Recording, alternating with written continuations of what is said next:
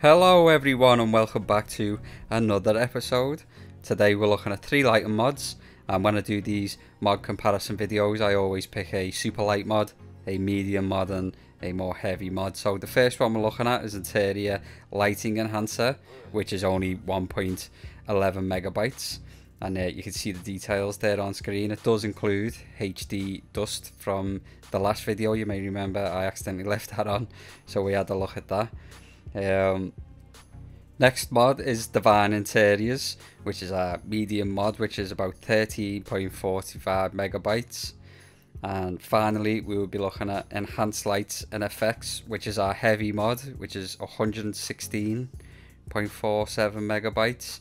So each of these mods do their own thing, especially Divine Interiors and Enhanced Lights and Effects. They both have their own little things that they do that the other mods don't do. So we're purely just going to be looking at the lighting. We're going to be comparing how well each of these 3 mods do the lighting, and if you like any of them, then obviously you could go and check out all the other features that they include. So the first mod we're going to check out is Interior Lighting Enhancer, which is our super light mod, and it doesn't look too bad there.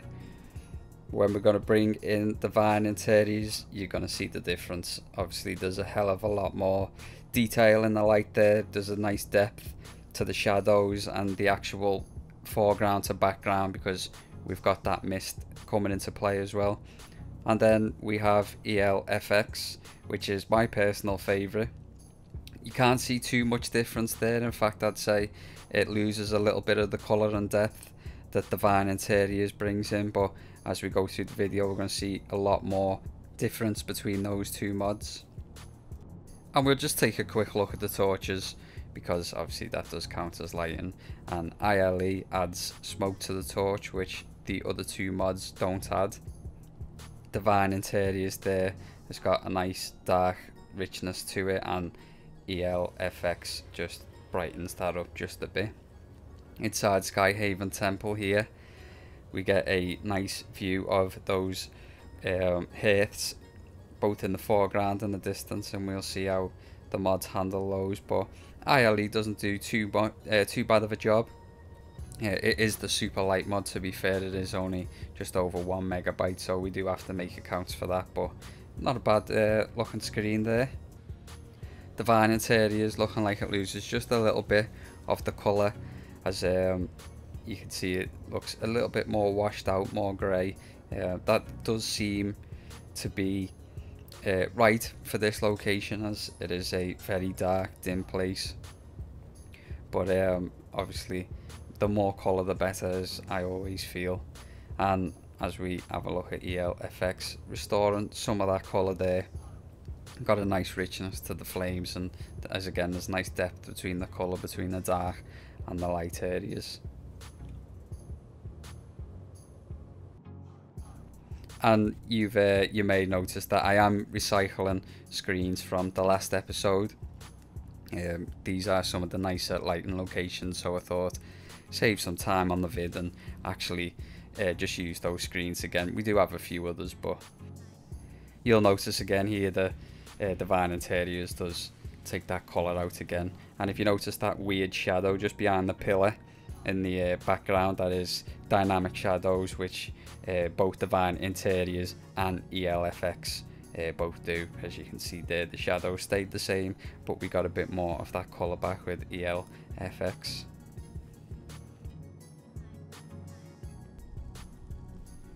And back inside High Hrothgar, these screens do really show what each of the mods can do, because we've got a variety of everything here. As you can see, ILE again, not too bad in what it does. I think a lot of the candle effects that you see in there are vanilla, but when we bring in Divine Interiors, complete difference. There's a blue hue now, as the time of day does actually affect the interior light, and if there's a way for that outside light to creep in, and there's a big hole in the roof in High Hrothgar, so we're seeing some of that daylight shine through there and illuminating that lovely fog effect. And ELFX does the same again, bringing some more of that colour back into it. Both of Divine Interiors and ELFX really bring out the character of this location. It does look brilliant, and as we move on to the reverse angle, we'll get a better look at that.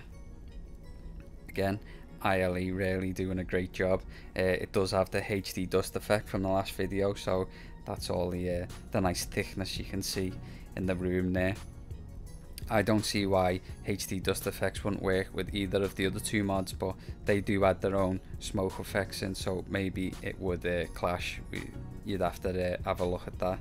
And again, Divine Interiors taking some of the colour out, but that is all to do with the sunlight shining in through the roof. But again, I just love how that fog is moving in the air. It's a lovely thickness to it, and obviously bouncing the ambient light back. And ELFX has brightened the whole room, so you can see a bit more detail in the distance there. But however bright you like it is going to be your own preference, and some people like the really deep dark shadows.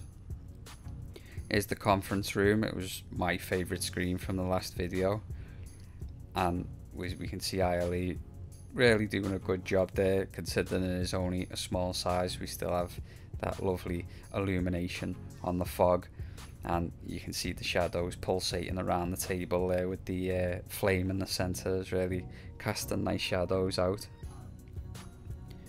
The Divine Interior though just comes into its own here, and you can see those dynamic shadows again coming into effect as the shadows are now really long, and it is all to do with the direction of the lighting. Again, really nice deep colour coming into play there.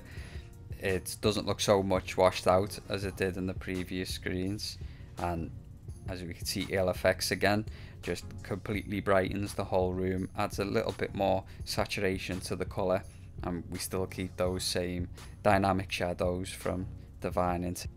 You will notice though that the fog has risen more higher up in the room on Divine Interiors and ELFX.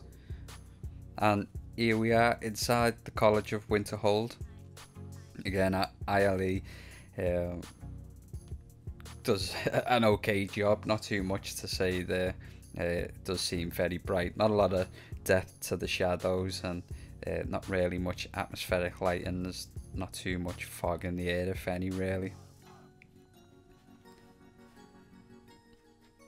And Divine Interiors kind of keeps that same lighting, but we do get a bit more colour, a little bit more shadow depth, as you can see in the distance where the librarian's about to sit down. It is a bit darker, and ELFX I feel wins this one. It does look a bit more murky, but it is a big room, and you do want you know, to have some kind of dark areas. And inside the Archmage's quarters, ILE again doing a nice job there with those blue magical lights. I'm not quite sure what they are, floating around. But as you can see, we do get that nice depth to the lighting with Divine Interiors, as those alcoves in the distance have kind of gone a bit darker and the light is more focused in the foreground, which is what you'd expect with such bright lights. And again, ELFX just doing it slightly better in my opinion. There's a hell of a lot more depth to the lighting now. Those candles in the background do have a bit more oomph to them than in Divine Interiors. And inside the Dawn Guards, I keep forgetting the name of the castle, can't remember the castle. Castle Grayskull. You can see there that ILE doing a really nice job here. We do kind of have that simulated dynamic lighting coming from that chair there just in front of the fire, and a nice thickness to the air again with the smoke. A lot brighter and cleaner with Divine Interiors though. We obviously not too much change on the shadows there because it is the same light source that I suppose was simulated with ILE. Nothing in the air though, which is now brought back in by ELFX, which has restored that smoky effect, which I like. It is really effective simulating a large room being lit, especially with flames and candles and stuff like that. You would kind of expect to see smoke in the air, and it does a really good job of selling that it's a real location. Here ILE looks a little bland, but it's not terrible. As you can see, as you look through the alcoves on the left and the right there is a nice thickness to the air again, which, as I've just said, is really good at selling the location as something that's really being lit by the light sources around the room. And the vine interior is really going deep with those shadows there. Again, there is a bit more smoke in the air than the previous screen that we've seen with the vine interiors, but it kind of compensates for that with the light dying off the further from the player that you get. And ELFX not doing as great a job as the vine interiors here. I feel we do have that smoke, but it does look a little bright. Going further into the distance, it kind of looks a little washed out colour wise. As we look down this long corridor here, ILE again doing a good job considering how small the mod is, and once again the vine interior is just completely taking that smoke out of the location. I'm not a big fan of that. I'd rather we had some sort of thickness to the air so that we could really take advantage of that atmospheric lighting. And again, ELFX brings that back in. Not so deep with the shadows and colours, but we do have that realistic thickness to the air. As we get further from the player, it really starts to get difficult to see the distant wall there.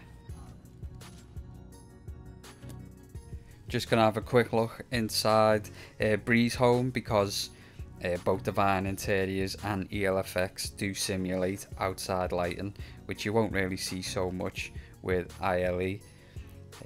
This is the daytime shot, I believe, so we can see the vine interiors has got some light casting in from the windows there. You can see the more natural light just hanging over the dining table there, and then as we come closer to the player's point of view, the flame and the candles really start to dominate. The deep shadows again really nice on the vine interiors, and the ELFX kind of brightens the whole scene. It is supposed to be daylight, so I can't forgive that, even though it doesn't look as nice as the vine interiors on that shot. But as I said, it is primarily being lit from the outside daylight. Back to ILE. Okay, again, no complaints. We can see that the windows do reflect the fact that it is nighttime outside. The lighting itself doesn't change too drastically, but it does a very nice job. I like the thickness to the air the further from the player that we get. And the vine interior is doing a great job now that that natural light coming through the windows has kind of died off. We're now getting the whole scene lit purely just by the candle in the background and the flame right in the foreground. And ELFX again brighten the whole scene and kind of keeping the same detail, but we do lose that deepness to the shadows. And moving on to our final screen, we have Your Vaska. ILE again doing a nice job for what it is. The whole room is kind of just artificially lit, and when we bring in the other two mods, you're going to see those dynamic shadows and lighting really come into play.